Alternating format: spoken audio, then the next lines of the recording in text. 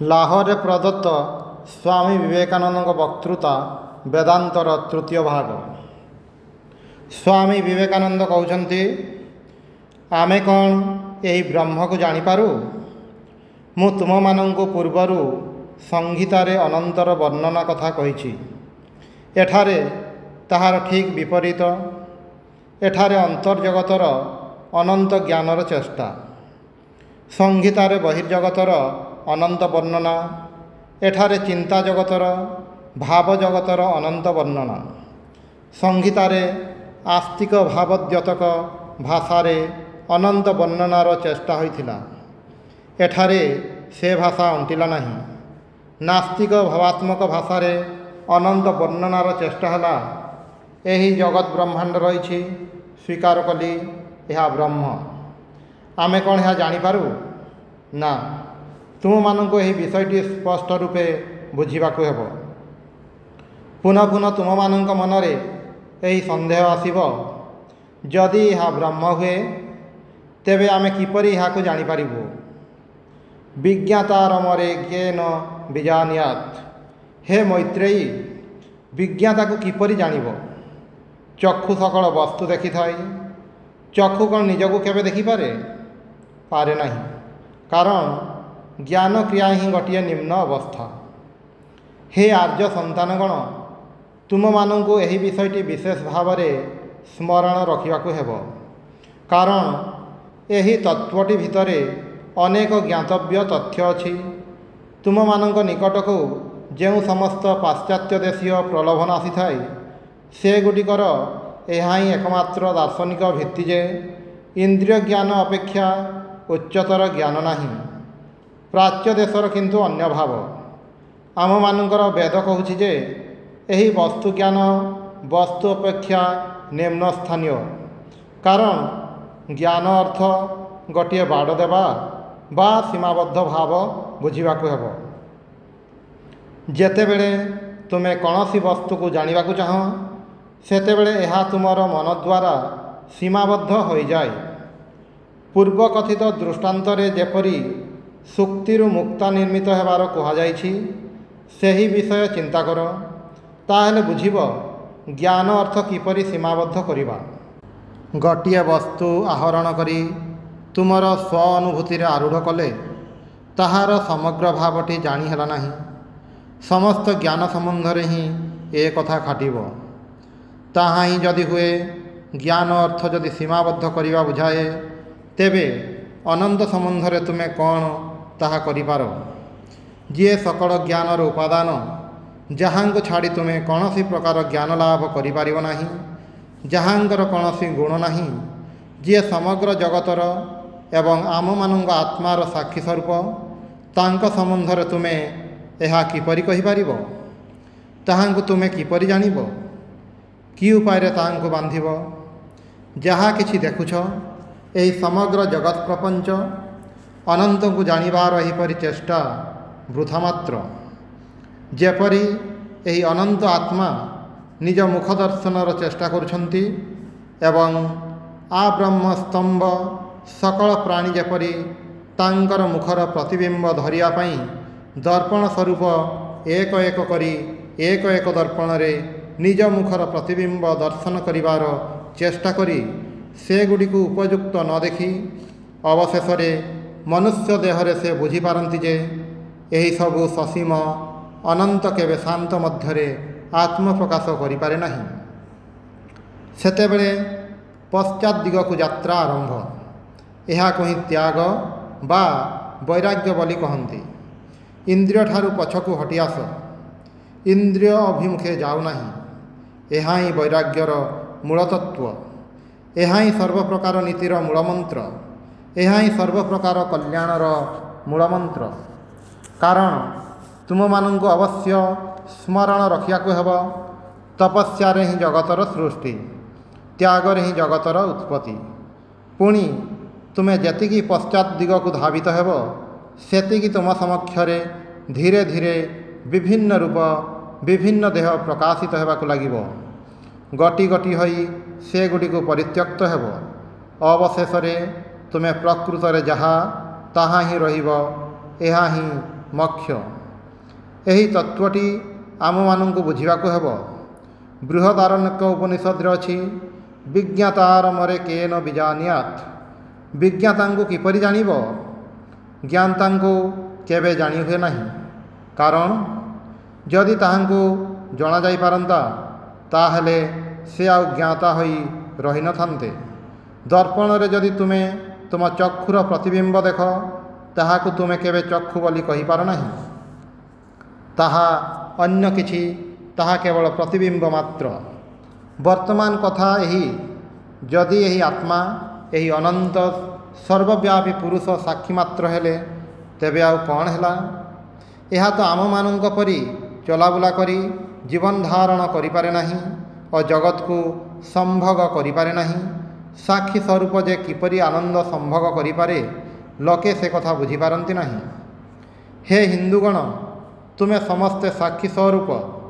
ଏହି ମତବାଦ ଦ୍ୱାରା ତୁମେମାନେ ନିଷ୍କ୍ରିୟ ଅକର୍ମଣ୍ୟ ହୋଇପଡ଼ିଛ, ଏହି କଥା ଲୋକେ କହିଥାନ୍ତି।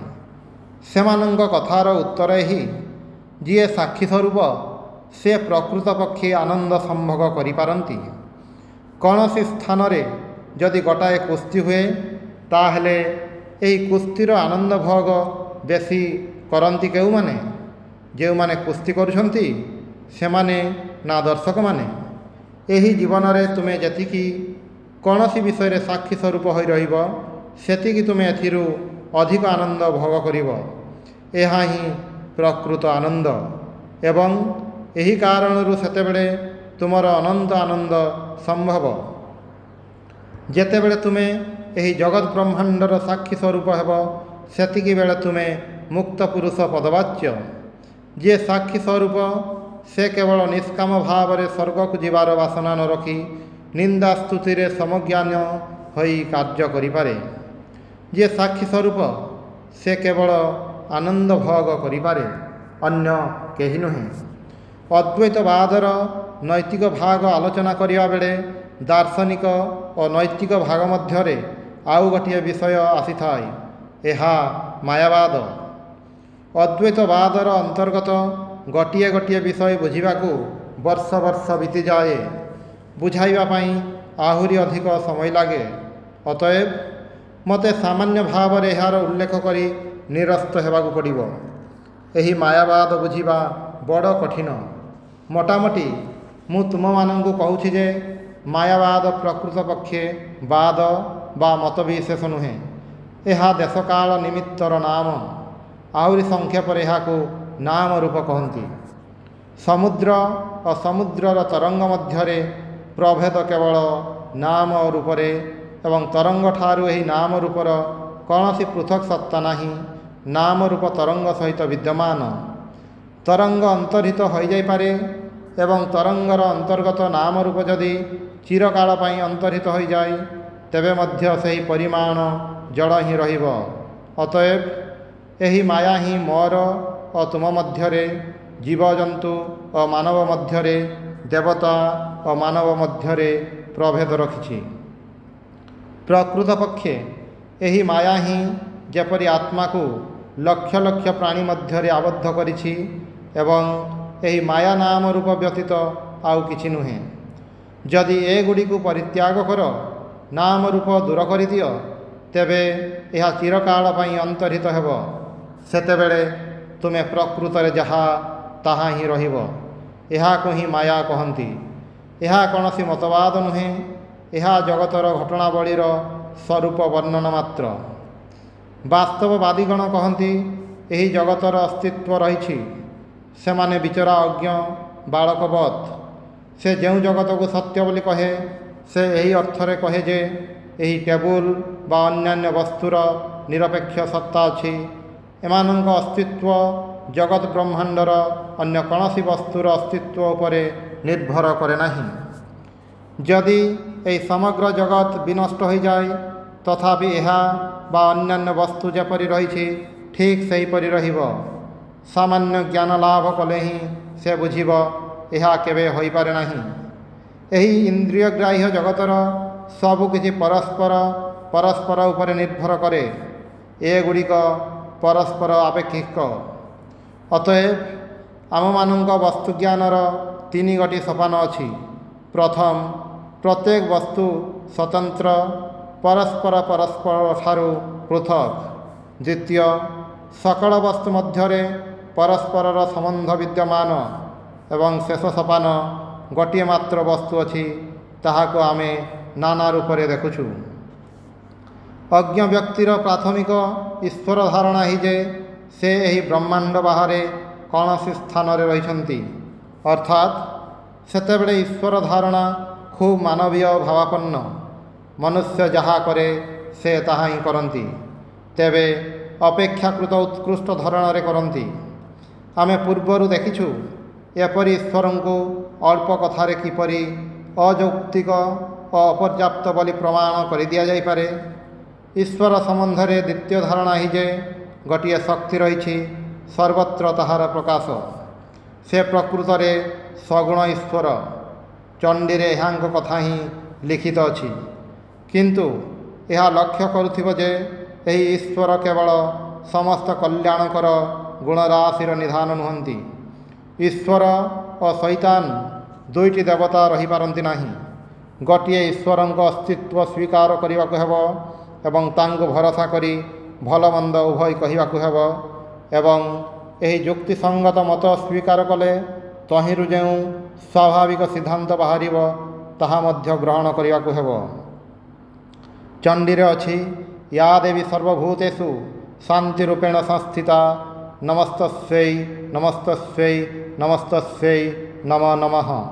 ୟା ଦେବୀ ସର୍ବଭୂତେଷୁ ଭ୍ରାନ୍ତିରୂପେଣ ସଂସ୍ଥିତା ନମସ୍ତସ୍यै ନମସ୍ତସ୍यै ନମସ୍ତସ୍यै ନମୋ ନମଃ। ଯିଏ ସର୍ବଭୂତରେ ଶାନ୍ତି ଓ ଭ୍ରାନ୍ତି ରୂପରେ ଅବସ୍ଥିତ ତାହାଙ୍କୁ ନମସ୍କାର କରେ। ଯାହା ହେଉ, ତାଙ୍କୁ କେବଳ ଶାନ୍ତି ରୂପ କହିଲେ ଚଳିବ ନାହିଁ, ତାହାଙ୍କୁ ସର୍ବସ୍ୱରୂପ କହିଲେ ତାହାର ଫଳ ଯାହା ହେଉ ତାହା ଗ୍ରହଣ କରିବାକୁ ହେବ।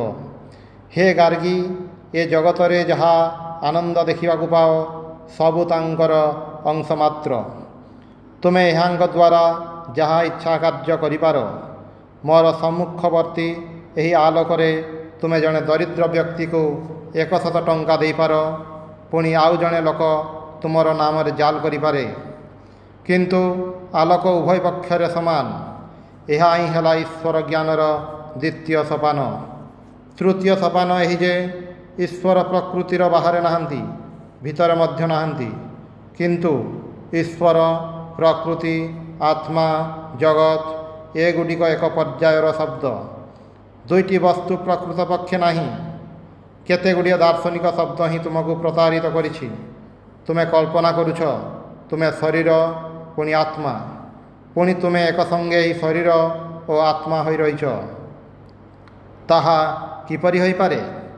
ନିଜ ମନ ଭିତରେ ପରୀକ୍ଷା କରି ଦେଖ। ଯଦି ତୁମମାନଙ୍କ ମଧ୍ୟରେ କେହି ଜଗିଥାନ୍ତି, ସେ ନିଜକୁ ଚୈତନ୍ୟ ସ୍ୱରୂପ ଜ୍ଞାନ କରିବେ, ତାଙ୍କ ପକ୍ଷରେ ଶରୀର ଏକାବେଳକେ ଅନ୍ତର୍ହିତ ହୋଇଯାଇଛି। ଯଦି ତୁମେ ସାଧାରଣ ଲୋକ ହୁଅ, ତେବେ ତୁମେ ନିଜକୁ ଦେହ ସ୍ୱରୂପ ଜ୍ଞାନ କରିବ। ସେତେବେଳେ ଚୈତନ୍ୟ ଜ୍ଞାନ ଏକାବେଳକେ ଅନ୍ତର୍ହିତ ହେବ। କିନ୍ତୁ ମନୁଷ୍ୟର ଦେହ ଅଛି, ଆତ୍ମା ଅଛି, ଆହୁରି ଅନ୍ୟାନ୍ୟ ଜିନିଷ ଅଛି। ଏହି ସମସ୍ତ ଦାର୍ଶନିକ ଧାରଣା ଥିବାରୁ ତାହାର ମନେ ହୁଏ ଏଗୁଡ଼ିକ ଏକ ସମୟରେ ରହିଛନ୍ତି। ଏକ ସମୟରେ ଗୋଟିକରୁ ଅଧିକ ବସ୍ତୁର ଅସ୍ତିତ୍ୱ ରହେ ନାହିଁ। ଯେତେବେଳେ ତୁମେ ଜଡ଼ବସ୍ତୁ ଦେଖୁଛ, ସେତେବେଳେ ଈଶ୍ୱରଙ୍କ କଥା କହ ନାହିଁ। ତୁମେ କେବଳ କାର୍ଯ୍ୟ ଦେଖୁଛ, କାରଣକୁ ଦେଖିପାରୁନାହଁ। ଯେଉଁ ମୁହୂର୍ତ୍ତରେ ତୁମେ କାରଣକୁ ଦେଖିବ, ସେହି ମୁହୂର୍ତ୍ତରେ କାର୍ଯ୍ୟ ଅନ୍ତର୍ହିତ ହେବ। ଏହି ଜଗତ କେଉଁଆଡ଼େ ଗଲା? କିଏ ଏହାକୁ ଗ୍ରାସ କଲା? ଜ୍ଞାନୀ ବ୍ୟକ୍ତି ସମାଧି ଅବସ୍ଥାରେ ଅନିର୍ବାଚନୀୟ, କେବଳ ଆନନ୍ଦ ସ୍ୱରୂପ, ଉପମାରହିତ, ଅପାର, ନିତ୍ୟମୁକ୍ତ, ନିଷ୍କ୍ରିୟ, ଅସୀମ ଆକାଶତୁଲ୍ୟ, ଅଂଶହୀନ ଓ ଭେଦଶୂନ୍ୟ ବ୍ରହ୍ମଙ୍କୁ ହୃଦୟରେ ଅନୁଭବ କରନ୍ତି। ଜ୍ଞାନୀ ବ୍ୟକ୍ତି ସମାଧି ଅବସ୍ଥାରେ ପ୍ରକୃତିର ବିକାର, ଅଚିନ୍ତ୍ୟ ତତ୍ତ୍ୱ ସ୍ୱରୂପ, ସମଭାବାପନ୍ନ, ଅଥଚ ଯାହାଙ୍କ ସମାନ କେହି ନାହିଁ, ଯାହାଙ୍କଠାରେ କୌଣସି ପ୍ରକାର ପରିମାଣର ସମ୍ବନ୍ଧ ନାହିଁ, ଯେ ଅପରିମେୟ, ଯେ ବେଦବାକ୍ୟ ଦ୍ୱାରା ସିଦ୍ଧ ଏବଂ ସର୍ବଦା ଆମମାନଙ୍କର ବ୍ରହ୍ମତତ୍ତ୍ୱ ଅଭ୍ୟାସଶୀଳ ଗଣଙ୍କର ନିକଟରେ ପ୍ରସିଦ୍ଧ। ଏହିପରି ପୂର୍ଣ୍ଣ ବ୍ରହ୍ମଙ୍କୁ ହୃଦୟରେ ଅନୁଭବ କରନ୍ତି। ଜ୍ଞାନୀ ବ୍ୟକ୍ତି ସମାଧି ଅବସ୍ଥାରେ ଜରା ମୃତ୍ୟୁ ଶୂନ୍ୟ, ଯିଏ ବସ୍ତୁ ସ୍ୱରୂପ ଏବଂ ଯାହାଙ୍କଠାରେ ଅଭାବ କିଛି ନାହିଁ, ସ୍ଥିର ଜଳରାଶି ସଦୃଶ ନାମ ରହିତ, ସତ୍ଵ ରଜ ତମ ଏହି ତ୍ରିବିଧ ଗୁଣ ବିକାର ରହିତ, କ୍ଷୟ ଶୂନ୍ୟ ଶାନ୍ତ ଏକ ପୂର୍ଣ୍ଣ ବ୍ରହ୍ମଙ୍କୁ ହୃଦୟରେ ଅନୁଭବ କରନ୍ତି। ମାନବର ଏହି ଅବସ୍ଥା ମଧ୍ୟ ଆସିଥାଏ, ସେତେବେଳେ ତାହା ପକ୍ଷେ ଜଗତ ଅନ୍ତର୍ହିତ ହୋଇଯାଏ। ଆମେ ଏହା ଦେଖିଛୁ ଯେ ଏହି ସତ୍ୟ ସ୍ୱରୂପ ବ୍ରହ୍ମ ଅଜ୍ଞାତ ଓ ଅଜ୍ଞେୟ। ଅବଶ୍ୟ ଅଜ୍ଞେୟବାଦୀଙ୍କ ଅର୍ଥରେ ଅଜ୍ଞାତ ଓ ଅଜ୍ଞେୟ ନୁହନ୍ତି। ତାହାଙ୍କୁ ଜାଣିଛି ବୋଲି କହିଲେ ତାହାଙ୍କୁ ଛୋଟ କରାଗଲା, କାରଣ ପୂର୍ବରୁ ହିଁ ତୁମେ ସେହି ବ୍ରହ୍ମ। ଆମେ ଏହା ମଧ୍ୟ ଦେଖିଛୁ ଯେ ଏହି ବ୍ରହ୍ମ ଏକ ହିସାବରେ ଏହି ଟେବୁଲ ନୁହେଁ, ପୁଣି ଅନ୍ୟ ହିସାବରେ ଏହା ଏହି ଟେବୁଲ। ନାମ ରୂପ ଉଠାଇ ନିଅ, ତାହାରେ ଯେଉଁ ସତ୍ୟ ବସ୍ତୁ ରହିବ ତାହା ହିଁ ସେହି ବ୍ରହ୍ମ। ସେ ପ୍ରତ୍ୟେକ ବସ୍ତୁ ଭିତରେ ସତ୍ୟ ସ୍ୱରୂପ। ତ୍ୱଂ ସ୍ତ୍ରୀ ତ୍ୱଂ ପୁମାନ ଅସି ତ୍ୱଂ କୁମାର ଉତ ବା କୁମାରୀ ତ୍ୱଂ ଜୀର୍ଣ୍ଣ ଦଣ୍ଡେନ ବଞ୍ଚସି ତ୍ୱଂ ଜାତ ଭବସି ବିଶ୍ୱତମୁଖଃ। ଶ୍ଵେତାଶ୍ୱତର ଉପନିଷଦରେ କୁହାଯାଇଛି, ଅର୍ଥାତ୍ ତୁମେ ସ୍ତ୍ରୀ, ତୁମେ ପୁରୁଷ, ତୁମେ କୁମାର, ତୁମେ କୁମାରୀ, ତୁମେ ବୃଦ୍ଧ, ଦଣ୍ଡହସ୍ତରେ ଭ୍ରମଣ କରୁଛ, ତୁମେ ଜଗତରେ ଜନ୍ମଗ୍ରହଣ କରିଛ, ତୁମେ ସକଳ ବସ୍ତୁରେ ବିଦ୍ୟମାନ, ମୁଁ ହିଁ ତୁମେ, ତୁମେ ହିଁ ମୁଁ। ଏହା ହିଁ ଅଦ୍ୱୈତବାଦର କଥା। ଏ ସମ୍ବନ୍ଧରେ ଆଉ ପଦେ କଥା କହିବି। ଏହି ଅଦ୍ୱୈତବାଦ ଦ୍ୱାରା ହିଁ ସକଳ ବସ୍ତୁର ମୂଳତତ୍ତ୍ୱର ରହସ୍ୟ ମିଳିପାରିବ। ଆମେ ଦେଖିଛୁ ଏହି ଅଦ୍ୱୈତବାଦ ଦ୍ୱାରା ହିଁ ଆମେ ଯୁକ୍ତିତର୍କ ଓ ବିଜ୍ଞାନର ଆକ୍ରମଣ ବିରୋଧରେ ଦୃଢ଼ ଭାବରେ ଠିଆ ହୋଇପାରୁ। ଏଠାରେ ହିଁ ଅବଶେଷରେ ଯୁକ୍ତି ବିଚାର ଏକ ଦୃଢ଼ ଭିତ୍ତି ପାଇଥାଏ। କିନ୍ତୁ ଭାରତୀୟ ବୈଦାନ୍ତିକ କେବେ ହେଲେ ତାଙ୍କ ସିଦ୍ଧାନ୍ତର ପୂର୍ବବର୍ତ୍ତୀ ସୋପାନଗୁଡ଼ିକ ଉପରେ ଦୋଷାରୋପ କରନ୍ତି ନାହିଁ। ସେ ନିଜ ସିଦ୍ଧାନ୍ତ ଉପରେ ଦଣ୍ଡାୟମାନ ହୋଇ ସେମାନଙ୍କ ଉପରେ ଦୃଷ୍ଟିପାତ କରି ସେମାନଙ୍କୁ ସମର୍ଥନ କରନ୍ତି। ସେ ଜାଣନ୍ତି ସେଗୁଡ଼ିକ ସତ୍ୟ, କେବଳ ଟିକିଏ ଭୁଲ ଭାବରେ ଦେଖିଛନ୍ତି, ଭୁଲ ଭାବରେ ତାଙ୍କର ବର୍ଣ୍ଣନା କରିଛନ୍ତି। ସତ୍ୟ ଗୋଟିଏ, କେବଳ ମାୟାର ଆବରଣ ମଧ୍ୟ ଦେଇ ଦୃଷ୍ଟ ହୋଇପାରେ କିଞ୍ଚିତ୍ ବିକୃତ ଚିତ୍ର, ତାହେଲେ ମଧ୍ୟ ଏହା ସତ୍ୟ, ସତ୍ୟ ବ୍ୟତୀତ ମିଥ୍ୟା କେବେ ନୁହେଁ।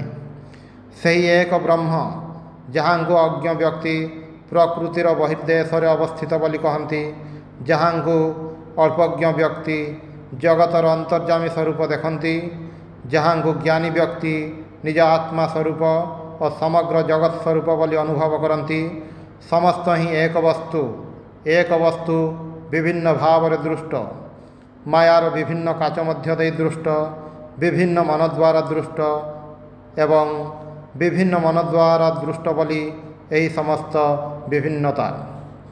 କେବଳ ସେତିକି ନୁହେଁ, ଏଗୁଡ଼ିକ ମଧ୍ୟରୁ ଗୋଟିକୁ ଆଉ ଗୋଟିକ ଭାବରେ ନିଆଯାଏ। ବିଜ୍ଞାନ ଓ ସାଧାରଣ ଜ୍ଞାନ ମଧ୍ୟରେ ପ୍ରଭେଦ କ'ଣ? ରାସ୍ତାରେ ଯାଉ ଯାଉ ଯଦି କୌଣସି ଆଶ୍ଚର୍ଯ୍ୟ ଘଟଣା ଦେଖ, ତେବେ ଜଣେ ଗାଉଁଲିଙ୍କୁ ଏହାର କାରଣ ଜିଜ୍ଞାସା କର। 10 ଜଣଙ୍କ ମଧ୍ୟରୁ ଅନ୍ତତଃ 9 ଜଣ କହିବେ ଭୂତ ଏହା କରୁଛି।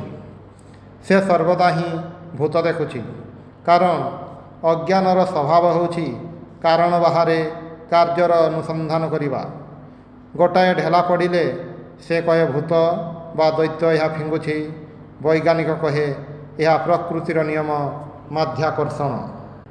ସର୍ବତ୍ର ବିଜ୍ଞାନ ଓ ଧର୍ମର କ'ଣ ବିରୋଧ?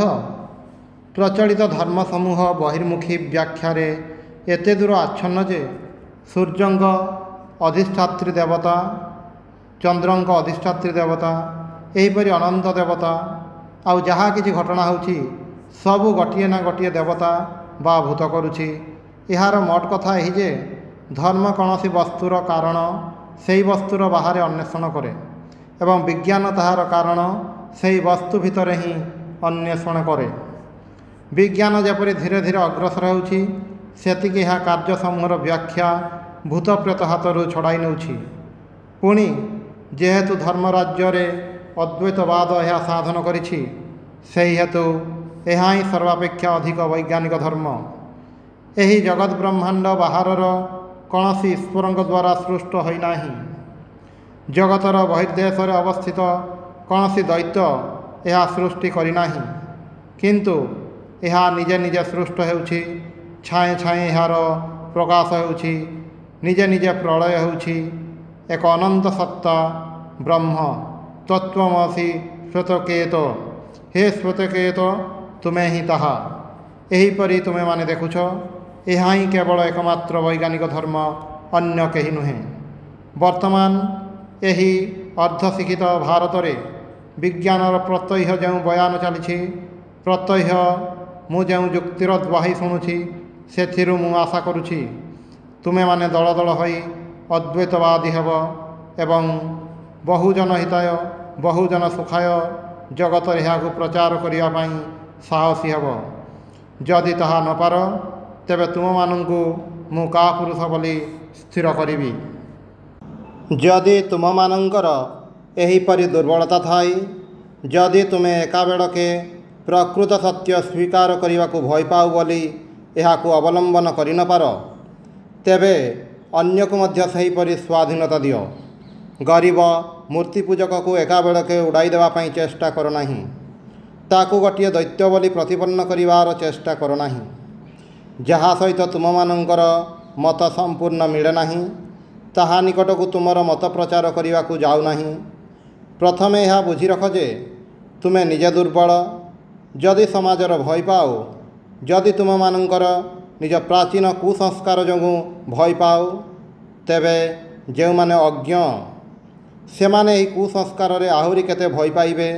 ଏହି କୁସଂସ୍କାର ସେମାନଙ୍କୁ ଆହୁରି କେତେ ଦୂର ବଦ୍ଧ କରିବ, ବୁଝି ଦେଖ। ଏହା ହିଁ ଅଦ୍ୱୈତବାଦୀର କଥା। ଅନ୍ୟ ପ୍ରତି ସଦୟ ହୁଅ। ଈଶ୍ୱରଙ୍କ ଇଚ୍ଛାରେ କାଲି ସମଗ୍ର ଜଗତ କେବଳ ମତରେ ନୁହେଁ, ଅନୁଭୂତି ବିଷୟରେ ମଧ୍ୟ ଯଦି ଅଦ୍ୱୈତବାଦୀ ହୁଏ, ତାହା ହେଲେ ତ ଖୁବ୍ ଭଲ ହେବ। କିନ୍ତୁ ତାହା ଯଦି ନ ହୁଏ, ତେବେ ତାହାପରେ ଯେତେ ଯାହା ଭଲ କରାଯାଇପାରେ ତାହା ହିଁ କର। ସେମାନଙ୍କର ହାତ ଧରି ସେମାନଙ୍କର ସାମର୍ଥ୍ୟ ଅନୁସାରେ ଧୀରେ ଧୀରେ ନେଇଯାଅ ଏବଂ ଜାଣି ରଖ ଯେ ଭାରତରେ ସକଳ ପ୍ରକାର ଧର୍ମର ବିକାଶ ଧୀରେ ଧୀରେ କ୍ରମ ଉନ୍ନତିର ନିୟମ ଅନୁସାରେ ହୋଇଛି। ମନ୍ଦରୁ ଭଲ ନୁହେଁ, ଭଲରୁ ଆହୁରି ଭଲ ହୋଇଛି। ଅଦ୍ୱୈତବାଦର ନୀତିତତ୍ତ୍ୱ ସମ୍ବନ୍ଧରେ ଆହୁରି କିଛି କହିବା ଆବଶ୍ୟକ। ଆମମାନଙ୍କ ବାଳକମାନେ ଆଜିକାଲି ଅଭିଯୋଗ କରିଥାନ୍ତି ଯେ ସେମାନେ କାହାରି ପାଖରୁ ଏହା ଶୁଣିଛନ୍ତି। ଈଶ୍ୱର ଜାଣନ୍ତି କାହା ନିକଟରୁ। ଅଦ୍ୱୈତବାଦ ଦ୍ୱାରା ସମସ୍ତେ ଦୁର୍ନୀତିପରାୟଣ ହୋଇଉଠିବେ। କାରଣ ଅଦ୍ୱୈତବାଦ ଶିକ୍ଷା ଦିଏ ଆମେ ସମସ୍ତେ ଏକ, ସମସ୍ତେ ହିଁ ଈଶ୍ୱର। ଅତଏବ ଆମମାନଙ୍କର ଆଉ ନୀତିପରାୟଣ ହେବାର ପ୍ରୟୋଜନ ନାହିଁ। ଏ କଥାର ଉତ୍ତରରେ ପ୍ରଥମେ ଏହା ହିଁ କହିବାକୁ ପଡ଼ିବ ଯେ ଏହି ଯୁକ୍ତି ପଶୁ ପ୍ରକୃତି ବ୍ୟକ୍ତି ମୁଖରେ ଶୋଭା ପାଏ, ଯାହାକୁ କଷାଘାତ ବ୍ୟତୀତ ଦମନ କରିବାର ଉପାୟ ନାହିଁ। ଯଦି ତୁମେ ତାହା ହିଁ ହୁଅ, ତେବେ ଏହିପରି କଷାମାତ୍ର ଶାସ୍ୟ ମନୁଷ୍ୟ ପଦବାଚ୍ୟ ହୋଇ ରହିବା ଅପେକ୍ଷା ବରଂ ତୁମମାନଙ୍କର ଆତ୍ମହତ୍ୟା କରିବା ଶ୍ରେୟ। କଷାଘାତ ବନ୍ଦ କଲେ ହିଁ ତୁମେମାନେ ସମସ୍ତେ ରାକ୍ଷସ ହୋଇଯିବ। ତେଣୁ ତୁମମାନଙ୍କର ବର୍ତ୍ତମାନ ହିଁ ମରିଯିବା ଉଚିତ। ତୁମମାନଙ୍କର ଅନ୍ୟ ଉପାୟ ନାହିଁ। ଚିରକାଳ ତୁମମାନଙ୍କୁ ଏହି କଷାଘାତ ଓ ଦଣ୍ଡ ଭୟରେ ଚଳିବାକୁ ହେବ। ତୁମମାନଙ୍କର ଆଉ ଉଦ୍ଧାର ନାହିଁ। ତୁମମାନଙ୍କର ଆଉ ପଳାୟନର ପନ୍ଥା ନାହିଁ। ଦ୍ୱିତୀୟତଃ ଅଦ୍ୱୈତବାଦ। କେବଳ ଅଦ୍ୱୈତବାଦ ଦ୍ୱାରା ହିଁ ନୀତିତତ୍ତ୍ୱର ବ୍ୟାଖ୍ୟା ହୋଇପାରେ। ପ୍ରତ୍ୟେକ ଧର୍ମ ପ୍ରଚାର କରୁଛି ଯେ ସକଳ ନୀତିତତ୍ତ୍ୱର ସାର ଅନ୍ୟର ହିତ ସାଧନ। କାହିଁକି ଅନ୍ୟର ହିତ ସାଧନ କରିବ? ସକଳ ଧର୍ମର ହିଁ ଉପଦେଶ ହେଉଛି ନିଃସ୍ୱାର୍ଥପର ହୁଅ। କାହିଁକି ନିଃସ୍ୱାର୍ଥପର ହେବି? କାରଣ କୌଣସି ଦେବତା ଏହା କହିଯାଇଛନ୍ତି। ତାଙ୍କ କଥାରେ ମୋର ପ୍ରୟୋଜନ କ'ଣ? ଶାସ୍ତ୍ରରେ ଏହା କୁହାଯାଇଛି। ଶାସ୍ତ୍ରରେ କୁହାଯାଇଥାଉ ମୁଁ ଏହାକୁ ମାନିନେବି କାହିଁକି? ପୁଣି ଧର କେତେ ଗୁଡ଼ିଏ ଲୋକ ଏହି ଶାସ୍ତ୍ର ବା ଈଶ୍ୱରଙ୍କ ଦ୍ୱାହି ଶୁଣି ନୀତିପରାୟଣ ହେଲେ, ସେଥିରେ ବା କ'ଣ ହେବ? ଜଗତରେ ଅଧିକାଂଶ ଲୋକଙ୍କର ନୀତି ଆପେ ବଞ୍ଚିଲେ ବାପର ନାମ। ତେଣୁ କହୁଛି ମୁଁ ଯେ ନୀତିପରାୟଣ ହେବି, ଏହାର ଯୁକ୍ତି ଦେଖାଉ। ଅଦ୍ୱୈତବାଦ ବ୍ୟତୀତ ଏହା ବ୍ୟାଖ୍ୟା କରିବାର ଉପାୟ ନାହିଁ।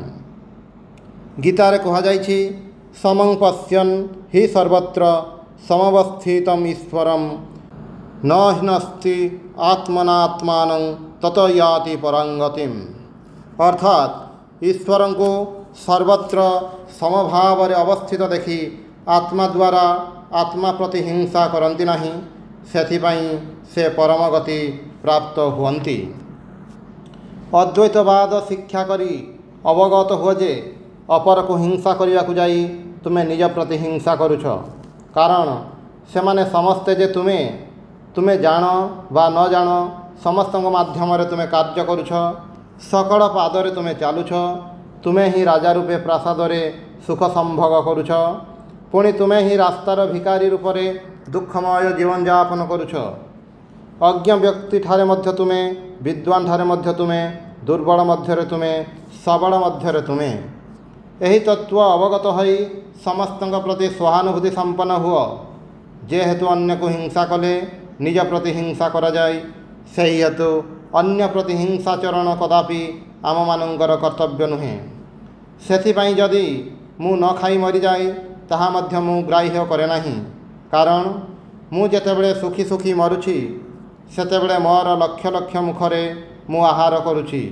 ଅତଏବ ଏହି କ୍ଷୁଦ୍ର ମୁଁ ମୋର ଏସବୁ ବିଷୟ ମୋର ଗ୍ରାହ୍ୟ ନୁହେଁ। କାରଣ ସମଗ୍ର ଜଗତ ହିଁ ମୋର। ମୁଁ ଯୁଗପତ୍ ଜଗତର ସକଳ ଆନନ୍ଦ ସମ୍ଭୋଗ କରୁଛି। ପୁଣି ମୋତେ ଓ ଜଗତକୁ କିଏ ବିନାଶ କରିପାରେ? ଏହିପରି ଦେଖୁଛ, ଅଦ୍ୱୈତବାଦ ହିଁ ନୀତିତତ୍ତ୍ୱର ଏକମାତ୍ର ଭିତ୍ତି, ଏକମାତ୍ର ବ୍ୟାଖ୍ୟା।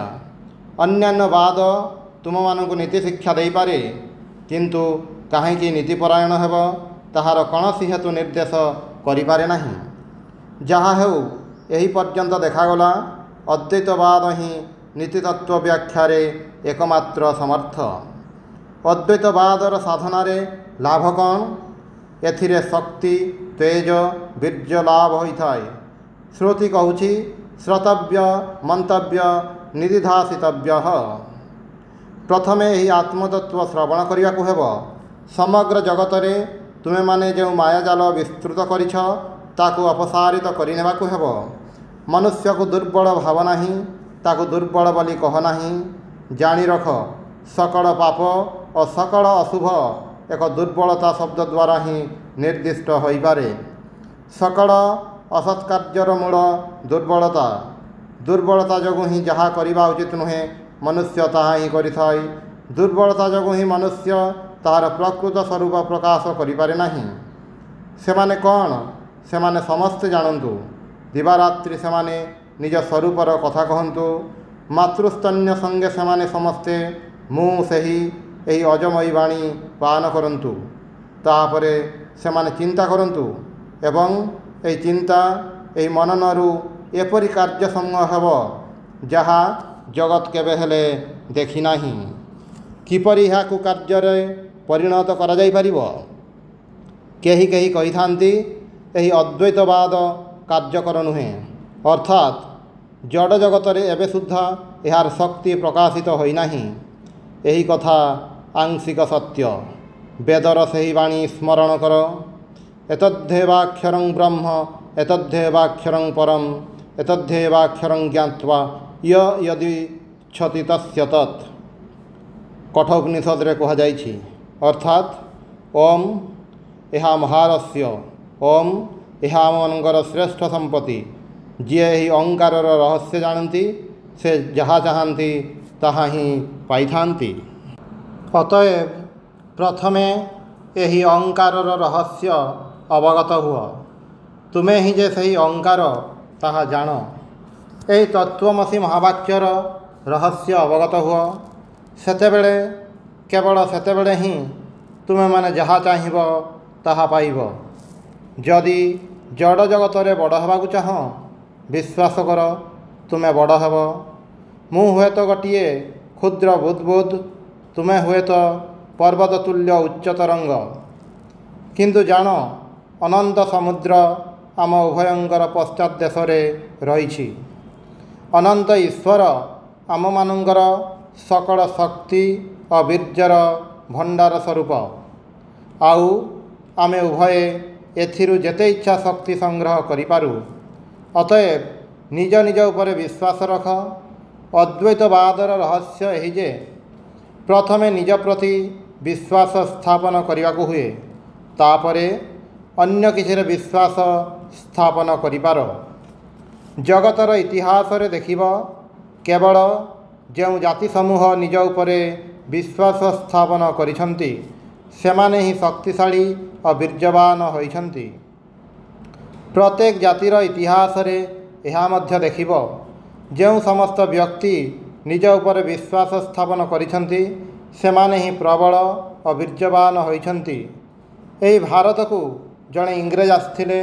ସେ ସାମାନ୍ୟ କିରାଣୀ ମାତ୍ର ଥିଲେ।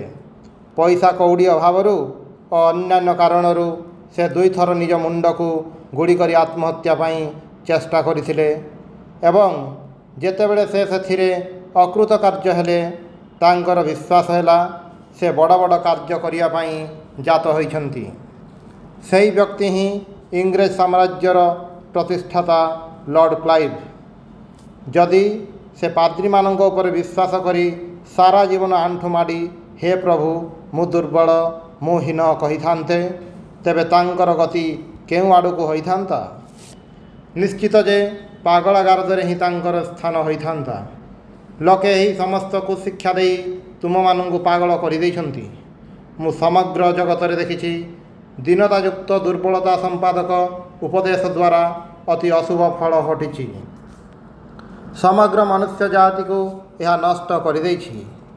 ଆମମାନଙ୍କ ସନ୍ତାନ ସନ୍ତତିଙ୍କୁ ଏହିପରି ଭାବରେ ଶିକ୍ଷା ଦିଆହୁଏ। ସେମାନେ ଯେ ଶେଷରେ ଅର୍ଦ୍ଧପାଗଳ ଭଳି ହୁଅନ୍ତି, ଏହା କ'ଣ ବା ଆଶ୍ଚର୍ଯ୍ୟର ବିଷୟ? ଅଦ୍ୱୈତବାଦକୁ କାର୍ଯ୍ୟରେ ପରିଣତ କରିବାର ଉପାୟ ଏହି।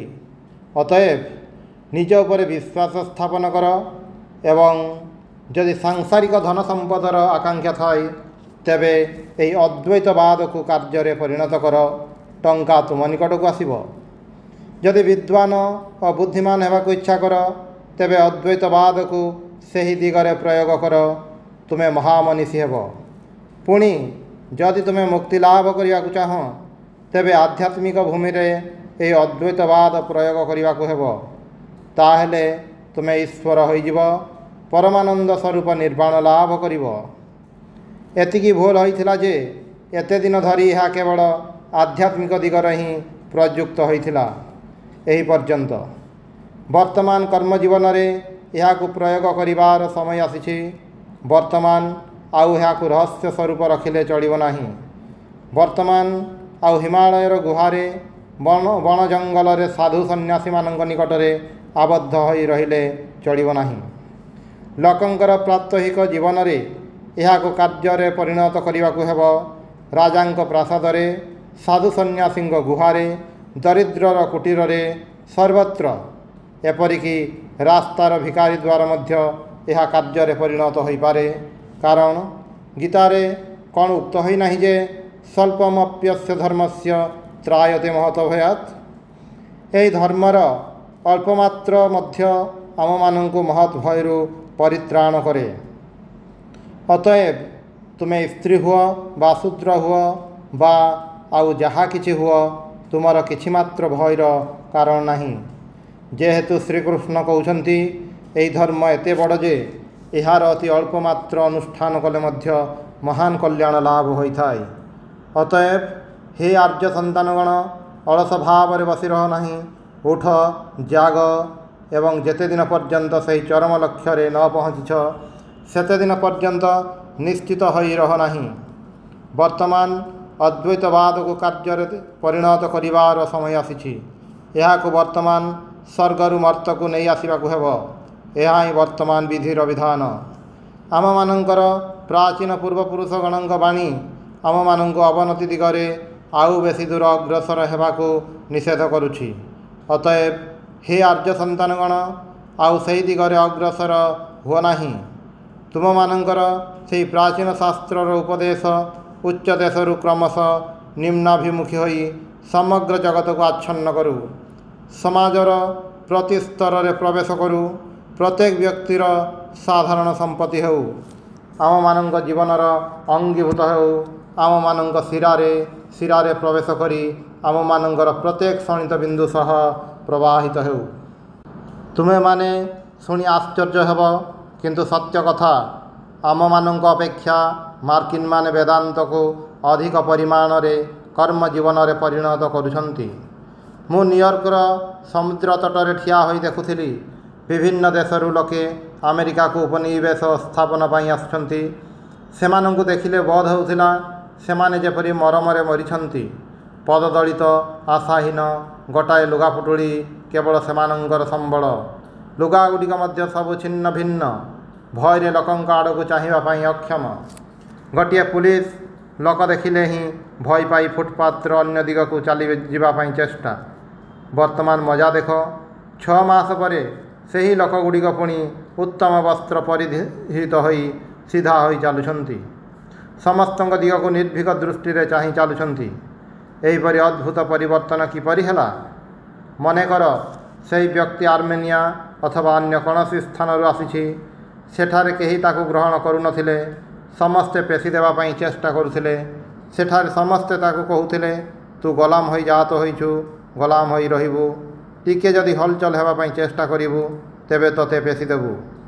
ଚାରିଦିଗରେ ସମସ୍ତେ ଯେପରି ତାକୁ କହୁଥିଲେ, ତୁ ଗୋଲାମ, ଗୋଲାମ, ଯାହା ଅଛୁ ତାହା ହିଁ ଥା। ଯେଉଁପରି ଜାତ ହୋଇଥିଲୁ ସେହି ନୈରାଶ୍ୟର ଅନ୍ଧକାରରେ ସାରା ଜୀବନ ପଡ଼ି ରହିଥା। ସେହି ସ୍ଥାନର ପବନ ଯେପରି ତାକୁ ଗୁଣୁ ଗୁଣୁ କରି କହୁଥିଲା, ତୋର କୌଣସି ଆଶା ନାହିଁ, ଗୋଲାମ ହୋଇ ଚିରଜୀବନ ନୈରାଶ୍ୟର ଅନ୍ଧକାରରେ ପଡ଼ି ରହିଥା। ସେଠାରେ ବଳବାନ ବ୍ୟକ୍ତି ତାକୁ ପେଶି ଦେଇ ତାହାର ପ୍ରାଣ ହରଣ କରି ନେଉଥିଲା। ପୁଣି ଯେତେବେଳେ ସେ ଜାହାଜରୁ ଓହ୍ଲାଇ ନ୍ୟୁୟର୍କର ରାସ୍ତାରେ ଚାଲିବାକୁ ଲାଗିଲା, ସେ ଦେଖିଲା ଜଣେ ଉତ୍ତମ ବସ୍ତ୍ର ପରିହିତ ଭଦ୍ରଲୋକ ତାହାର କରମର୍ଦ୍ଦନ କଲେ। ସେ ଯେ ଛିନ୍ନ ବସ୍ତ୍ର ପରିହିତ ଏବଂ ଭଦ୍ରଲୋକଟି ଯେ ଉତ୍ତମ ବସ୍ତ୍ରଧାରୀ, ସେଥିରେ କିଛି ଯାଇ ଆସେ ନାହିଁ। ପୁଣି ଟିକିଏ ଅଗ୍ରସର ହୋଇ ସେ ଏକ ଭୋଜନାଗାରକୁ ଯାଇ ଦେଖିଲା, ଭଦ୍ରଲୋକମାନେ ଟେବୁଲ ପାଖରେ ବସି ଆହାର କରୁଛନ୍ତି। ସେହି ଟେବୁଲର ଗୋଟିଏ ପ୍ରାନ୍ତରେ ତାକୁ ବସିବା ପାଇଁ କୁହାଗଲା। ସେ ଚାରିଦିଗକୁ ଚାହିଁ ଦେଖିଲା, ଏ ଏକ ନୂତନ ଜୀବନ। ସେ ଦେଖିଲା ଏପରି ସ୍ଥାନ ମଧ୍ୟ ଅଛି ଯେଉଁଠାରେ ଆଉ 5 ଜଣ ମନୁଷ୍ୟ ମଧ୍ୟରେ ସେ ଜଣେ। ହୁଏତ ସେ ୱାସିଂଟନକୁ ଯାଇ ଯୁକ୍ତରାଷ୍ଟ୍ରର ପ୍ରେସିଡେଣ୍ଟଙ୍କ ସହ କରମର୍ଦ୍ଦନ କରି ଆସିଲା। ହୁଏତ ସେ ସେଠାରେ ଦେଖିଲା ଦୂରବର୍ତ୍ତୀ ପଲ୍ଲୀ ଗ୍ରାମ ସମୂହରୁ ମଳିନ ବସ୍ତ୍ର ପରିହିତ କୃଷକମାନେ ଆସି ସମସ୍ତେ ପ୍ରେସିଡେଣ୍ଟଙ୍କ ସହ କରମର୍ଦ୍ଦନ କରୁଛନ୍ତି। ସେତେବେଳେ ତାହାର ମାୟାର ଆବରଣ ଖସିଗଲା। ସେ ଯେ ବ୍ରହ୍ମ, ମାୟାବଶରେ ଏହିପରି ଦୁର୍ବଳ ଦାସ ଭାବାପନ୍ନ ହୋଇଥିଲା। ବର୍ତ୍ତମାନ ସେ ପୁଣି ଜାଗି ଉଠି ଦେଖିଲା, ମନୁଷ୍ୟ ପୂର୍ଣ୍ଣ ଜଗତ ମଧ୍ୟରେ ସେ ମଧ୍ୟ ଜଣେ ମନୁଷ୍ୟ। ଆମମାନଙ୍କର ଏହି ଦେଶରେ, ଏହି ବେଦାନ୍ତର ଜନ୍ମଭୂମିରେ ଆମ ସାଧାରଣ ଲୋକଙ୍କୁ ଶତ ଶତ ଶତାବ୍ଦୀ ଧରି ଏହିପରି ମାୟାଚକ୍ରରେ ପକାଇ ଏହିପରି ହୀନଭାବାପନ୍ନ କରି ଦିଆଯାଇଛି। ସେମାନଙ୍କ ସ୍ପର୍ଶରେ ଆସୁଛି, ସେମାନଙ୍କର ସଙ୍ଗରେ ବସିଲେ ଆସୁଛି। ସେମାନଙ୍କୁ କୁହାଯାଉଛି, ନୈରାଶ୍ୟର ଅନ୍ଧକାରରେ ତୁମମାନଙ୍କର ଜନ୍ମ, ଚିରଦିନ ସେହି ନୈରାଶ୍ୟର ଅନ୍ଧକାରରେ ପଡ଼ି ରହ। ତାହାର ଫଳ ଏହା ହିଁ ହୋଇଛି ଯେ ସେମାନେ କ୍ରମଶଃ ବୁଡ଼ି ଯାଉଛନ୍ତି, ଗଭୀର ଅନ୍ଧକାରରୁ ଆହୁରି ଗଭୀରତର ଅନ୍ଧକାରରେ ବୁଡ଼ି ଯାଉଛନ୍ତି। ଅବଶେଷରେ ମନୁଷ୍ୟ ଜାତି ଯେତେ ନିକୃଷ୍ଟ ଅବସ୍ଥାରେ ପହଞ୍ଚିପାରେ ପହଞ୍ଚିଛି। କାରଣ ଏପରି ଦେଶ ଆଉ କେଉଁଠାରେ ଅଛି ଯେଉଁଠାରେ ମନୁଷ୍ୟକୁ ଗୋ-ମହିଷ ଆଦି ସଙ୍ଗେ ଏକତ୍ର ଶୟନ କରିବାକୁ ହୁଏ। ଏଥିପାଇଁ ଅନ୍ୟ କାହାରି ଉପରେ ଦୋଷ ଲଦି ଦିଅ ନାହିଁ। ଅଜ୍ଞ ବ୍ୟକ୍ତିମାନେ ଯେଉଁ ଭୁଲ କରିଛନ୍ତି, ସେହି ଭ୍ରମରେ ତୁମେମାନେ ମଧ୍ୟ ପଡ଼ ନାହିଁ। ଫଳ ହାତେ ହାତେ ଦେଖୁଛ, ତାହାର କାରଣ ମଧ୍ୟ ଏହିଠାରେ ବିଦ୍ୟମାନ। ବାସ୍ତବିକ ଦୋଷ ଆମମାନଙ୍କର। ସାହସ ସହକାରେ ଠିଆ ହୁଅ, ନିଜ ଉପରେ ସବୁ ଦୋଷ ନିଅ, ଅନ୍ୟର ମୁଣ୍ଡରେ ଦୋଷ ଲଦି ଦେବାକୁ ଯାଉ ନାହିଁ। ତୁମେମାନେ ଯେଉଁ କଷ୍ଟ ସମୂହ ଭୋଗ କରୁଛ, ତୁମେମାନେ ହିଁ ତାହାର ଏକମାତ୍ର କାରଣ। ଅତଏବ ହେ ଲାହୋରବାସୀ ଯୁବକବୃନ୍ଦ, ତୁମେମାନେ ଏହା ବିଶେଷ ଭାବରେ ଜାଣି ରଖ ଯେ ତୁମମାନଙ୍କ ସ୍କନ୍ଧରେ ଏହି ମହାପାପ, ଏହି ବଂଶ ପରମ୍ପରାଗତ ଓ ଜାତୀୟ ମହାପାପ ରହିଛି। ଏହାକୁ ଦୂର କରି ନ ପାରିଲେ ତୁମମାନଙ୍କର ଆଉ ଉପାୟ ନାହିଁ। ତୁମେମାନେ ସହସ୍ର ସହସ୍ର ସମିତି ଗଠନ କରିପାର, 20,000 ରାଜନୈତିକ ସମ୍ମେଳନ କରିପାର, 50,000 ଶିକ୍ଷାଳୟ ସ୍ଥାପନ କରିପାର, ଏ ସମସ୍ତରେ କିଛି ଫଳ ହେବ ନାହିଁ। ଯେତେ ଦିନ ପର୍ଯ୍ୟନ୍ତ ତୁମମାନଙ୍କ ଭିତରେ ସେହି ସହାନୁଭୂତି, ସେହି ପ୍ରେମ ନ ଆସିଛି, ଯେତେ ଦିନ ପର୍ଯ୍ୟନ୍ତ ତୁମମାନଙ୍କ ଭିତରେ ସେହି ହୃଦୟ ଜାଗ୍ରତ ନ ହୋଇଛି, ଯେଉଁ ହୃଦୟ ସମସ୍ତଙ୍କୁ ଅନୁଭବ କରେ, ଯେତେ ଦିନ ଯାଏ ଭାରତରେ ପୁଣି ବୁଦ୍ଧଙ୍କ ହୃଦୟବତ୍ତା ନ ଆସିଛି, ଯେତେ ଦିନ ପର୍ଯ୍ୟନ୍ତ ଭଗବାନ ଶ୍ରୀକୃଷ୍ଣଙ୍କ ବାଣୀ କର୍ମ ଜୀବନରେ ପରିଣତ ନ ହୋଇଛି, ସେତେ ଦିନ ପର୍ଯ୍ୟନ୍ତ ଆମମାନଙ୍କର ଆଶା ନାହିଁ। ତୁମେମାନେ ୟୁରୋପୀୟମାନଙ୍କୁ ଏବଂ ସେମାନଙ୍କର ସଭା ସମିତିକୁ ଅନୁକରଣ କରୁଛ, କିନ୍ତୁ ସେମାନଙ୍କର ହୃଦୟ ଭାବକୁ କ'ଣ ଅନୁକରଣ କରିଛ? ମୁଁ ତୁମମାନଙ୍କୁ ଗୋଟିଏ ଗପ କହିବି। ମୁଁ ସ୍ୱଚକ୍ଷୁରେ ଯେଉଁ ଘଟଣାଟି ଦେଖିଛି ତାହା ତୁମ ନିକଟରେ କହିବି, ତାହେଲେ ତୁମେମାନେ ମୋର ଭାବ ବୁଝିପାରିବ। ଦଳେ ୟୁରେସିଆନ୍ କେତେଗୁଡ଼ିଏ ବ୍ରହ୍ମ ଦେଶବାସୀଙ୍କୁ ଲଣ୍ଡନକୁ ଧରି ନେଇ ସେଠାରେ ସେମାନଙ୍କୁ ପ୍ରଦର୍ଶନୀ କରାଇ ଖୁବ୍ ପଇସା ରୋଜଗାର କଲେ। ଶେଷରେ ସବୁ ପଇସା ନିଜେ ନେଇ ସେମାନଙ୍କୁ ୟୁରୋପର ଅନ୍ୟତ୍ର ଛାଡ଼ି ଦେଇ ଚାଲିଗଲେ। ଏହି ଗରିବଗୁଡ଼ିକ ବିଚରା କୌଣସି ୟୁରୋପୀୟ ଭାଷାର ଗୋଟିଏ ବୋଲି ଶବ୍ଦ ଜାଣିନଥିଲେ। ଯାହା ହେଉ ଅଷ୍ଟ୍ରିଆର ଇଂରେଜ କନସଲ୍ ସେମାନଙ୍କୁ ଲଣ୍ଡନ ପଠାଇଦେଲେ। ସେମାନେ ଲଣ୍ଡନରେ କାହାକୁ ଚିହ୍ନି ନଥିଲେ, ସୁତରାଂ ସେଠାକୁ ଯାଇ ମଧ୍ୟ ନିରାଶ୍ରୟ ଅବସ୍ଥାରେ ପଡ଼ି ରହିଲେ। କିନ୍ତୁ ଜଣେ ଇଂରେଜ ଭଦ୍ର ମହିଳା ସେମାନଙ୍କ ବିଷୟ ଜାଣିପାରି ଏହି ବ୍ରହ୍ମଦେଶୀ ବୈଦେଶିକମାନଙ୍କୁ ନେଇ ନିଜ ଗୃହକୁ ନେଇଯାଇ ଲୁଗାପଟା, ନିଜର ବିଛଣାପତ୍ର, ଯାହା କିଛି ସେମାନଙ୍କର ଆବଶ୍ୟକ ସବୁ ଦେଇ ସେମାନଙ୍କର ସେବା କରିବାକୁ ଲାଗିଲେ ଏବଂ ସମ୍ବାଦପତ୍ରକୁ ଏହି ସମ୍ବାଦ ପ୍ରେରଣ କଲେ। ଦେଖ ତାହାର ଫଳ କ'ଣ ହେଲା। ତା ପରଦିନ ଯେପରି ସମଗ୍ର ଜାତି ଜାଗି ଉଠିଲା। ଚାରି ଦିଗରୁ ସେମାନଙ୍କର ସାହାଯ୍ୟ ପାଇଁ ଟଙ୍କା ଆସିଲା। ସେମାନଙ୍କୁ ଶେଷରେ ବ୍ରହ୍ମଦେଶକୁ ପଠାଇ ଦିଆଗଲା। ୟୁରୋପୀୟମାନଙ୍କର ରାଜନୈତିକ ଓ ଅନ୍ୟାନ୍ୟ ସଭା ସମିତି ଯାହା କିଛି ଅଛି ତାହା ଏହିପରି ସହାନୁଭୂତି ଉପରେ ପ୍ରତିଷ୍ଠିତ। ଏହା ଅନ୍ତତଃ ସେମାନଙ୍କର ସ୍ୱଜାତି ପ୍ରୀତିର ଦୃଢ଼ ଭିତ୍ତି। ସେମାନେ ସମଗ୍ର ଜଗତକୁ ଭଲ ପାଇ ନ ପାରନ୍ତି, ସେମାନେ ସମସ୍ତଙ୍କ ଶତ୍ରୁ ହୋଇଥାଇପାରନ୍ତି, କିନ୍ତୁ ଏହା କହିବା ବାହୁଲ୍ୟ ଯେ ସେମାନେ ନିଜ ଦେଶ, ନିଜ ଜାତି ପ୍ରତି ଅଗାଧ ପ୍ରେମ ସମ୍ପନ୍ନ ଏବଂ ସେମାନଙ୍କ ଦ୍ୱାରରେ ସମାଗତ ବୈଦେଶିକଗଣଙ୍କ ପ୍ରତି ମଧ୍ୟ ସତ୍ୟ, ନ୍ୟାୟ ଏବଂ କୃପାପରାୟଣ। ପାଶ୍ଚାତ୍ୟ ଦେଶର ସକଳ ସ୍ଥାନରେ ସେମାନେ କିପରି ମୋର ଅଦ୍ଭୁତ ଭାବରେ ଅତିଥି ସତ୍କାର ଯତ୍ନ କରିଥିଲେ, ଏ କଥା ଯଦି ମୁଁ ତୁମମାନଙ୍କ ନିକଟରେ ବାରମ୍ବାର ନ କହେ, ତେବେ ମୁଁ ମହା ଅକୃତଜ୍ଞତା ଦୋଷରେ ଦୋଷୀ ହେବି। ଏଠାରେ ସେ ହୃଦୟ କାହିଁ, ଯେଉଁ ଭିତ୍ତି ଉପରେ ଏହି ଜାତିର ଉନ୍ନତି ପ୍ରତିଷ୍ଠିତ ହେବ।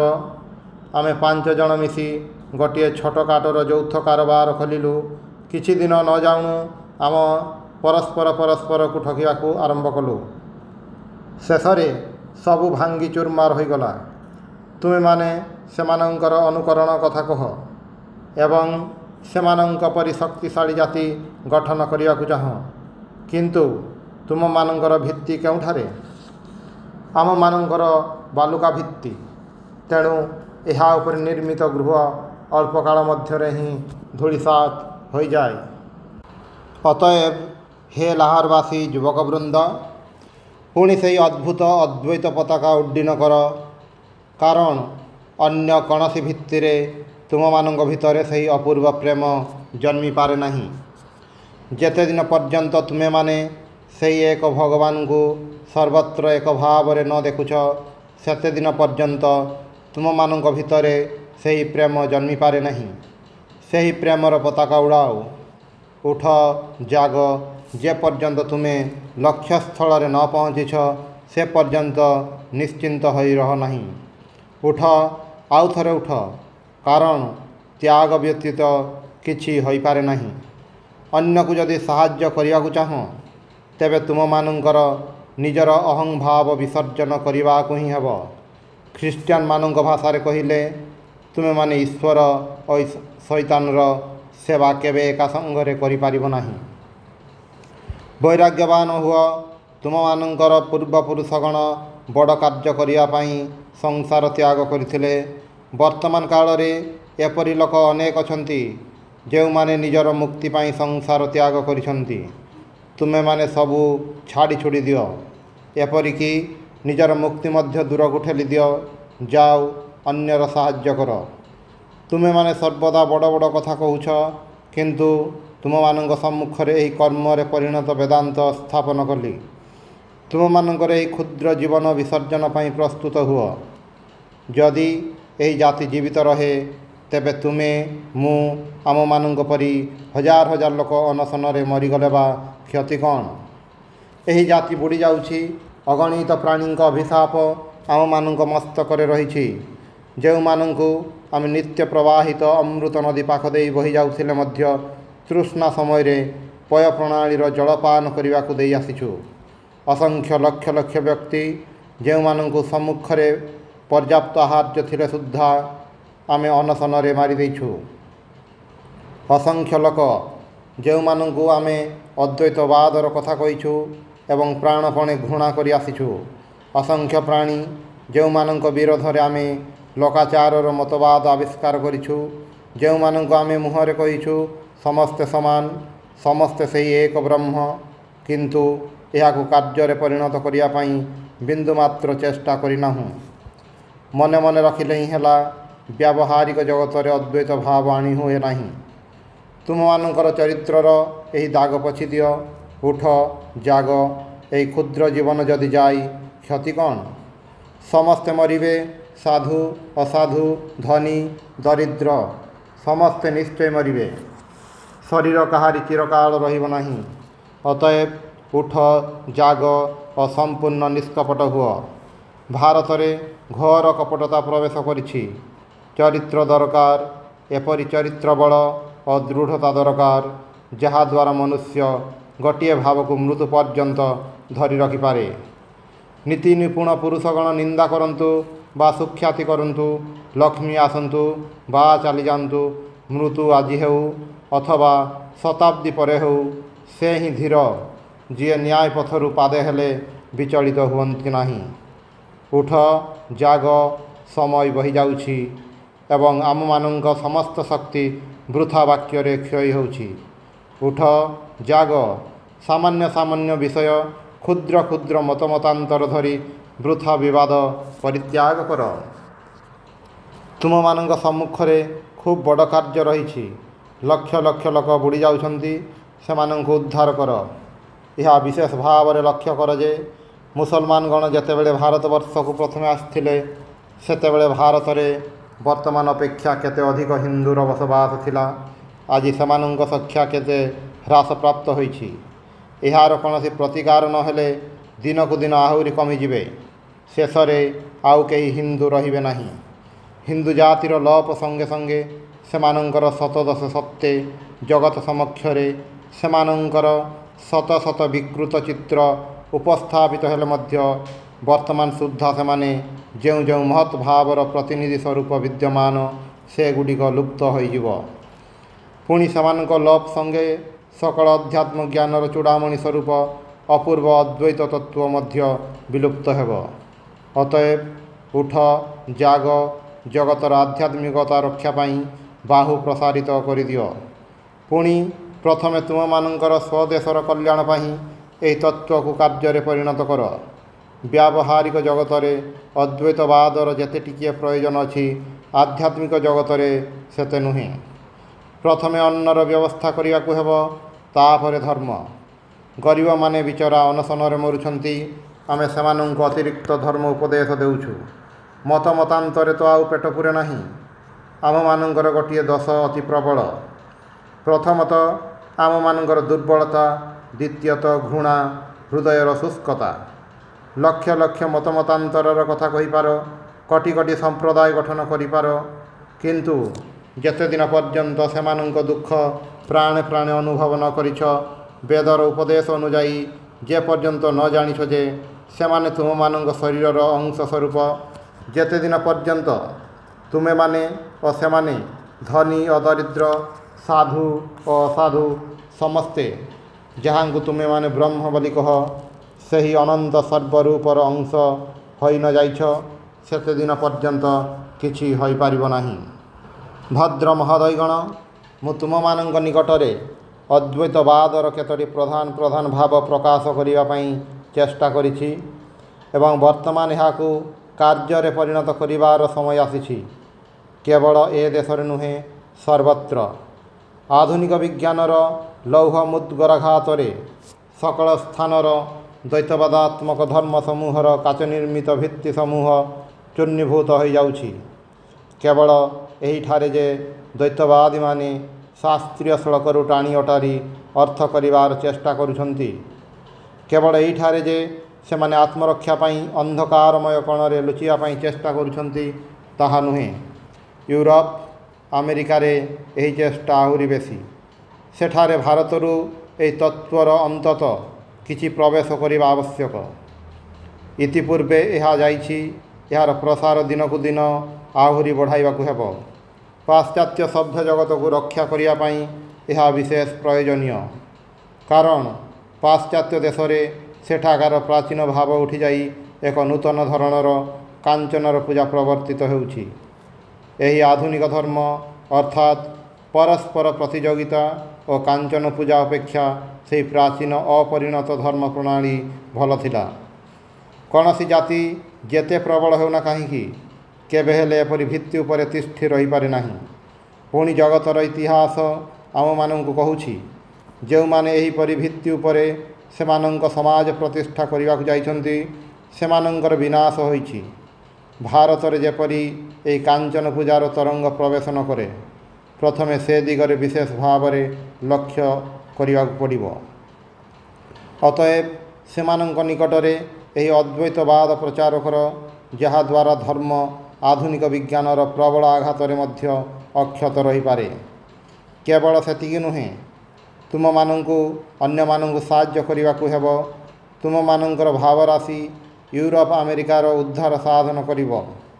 କିନ୍ତୁ ସର୍ବାଗ୍ରେ ତୁମମାନଙ୍କୁ ସ୍ମରଣ କରାଇ ଦେଉଛି ଯେ ଏହିଠାରେ ହିଁ ପ୍ରକୃତ କାର୍ଯ୍ୟ ରହିଛି ଏବଂ ସେହି କାର୍ଯ୍ୟର ପ୍ରଥମାଂଶ ଦିନକୁ ଦିନ ଗଭୀରରୁ ଗଭୀରତର ଦାରିଦ୍ର୍ୟ ଓ ଅଜ୍ଞାନ ତିମିରରେ ମଜ୍ଜମାନ ଲକ୍ଷ ଲକ୍ଷ ଭାରତୀୟ ଜନସାଧାରଣଙ୍କର ଉନ୍ନତି ସାଧନ, ସେମାନଙ୍କ କଲ୍ୟାଣ ପାଇଁ, ସେମାନଙ୍କୁ ସାହାଯ୍ୟ କରିବା ପାଇଁ ବାହୁ ପ୍ରସାରିତ କରିଦିଅ ଏବଂ ଭଗବାନ ଶ୍ରୀକୃଷ୍ଣଙ୍କର ସେହି ବାଣୀ ସ୍ମରଣ ରଖିବ। ଇହୈବ ତର୍ଜିତଃ ସର୍ଗ ଏଷାଂ ସାମ୍ୟେ ସ୍ଥିତଂ ମନଃ ନିର୍ଦୋଷଂ ହି ସମଂ ବ୍ରହ୍ମ ତସ୍ମାତ୍ ବ୍ରହ୍ମଣି ତେ ସ୍ଥିତାଃ। ଯେଉଁମାନଙ୍କର ମନ ଏହି ସାମ୍ୟ ଭାବରେ ଅବସ୍ଥିତ, ସେମାନେ ଇହ ଜୀବନରେ ହିଁ ସଂସାର ଜୟ କରିଛନ୍ତି। ଯେହେତୁ ବ୍ରହ୍ମ ନିର୍ଦୋଷ ଓ ସମଭାବାପନ୍ନ, ସେହି ହେତୁ ସେମାନେ ବ୍ରହ୍ମରେ ଅବସ୍ଥିତ। ଓಂ ଶାନ୍ତି ଶାନ୍ତି ଶାନ୍ତି। ହରି ଓಂ ତତ୍ସତ୍।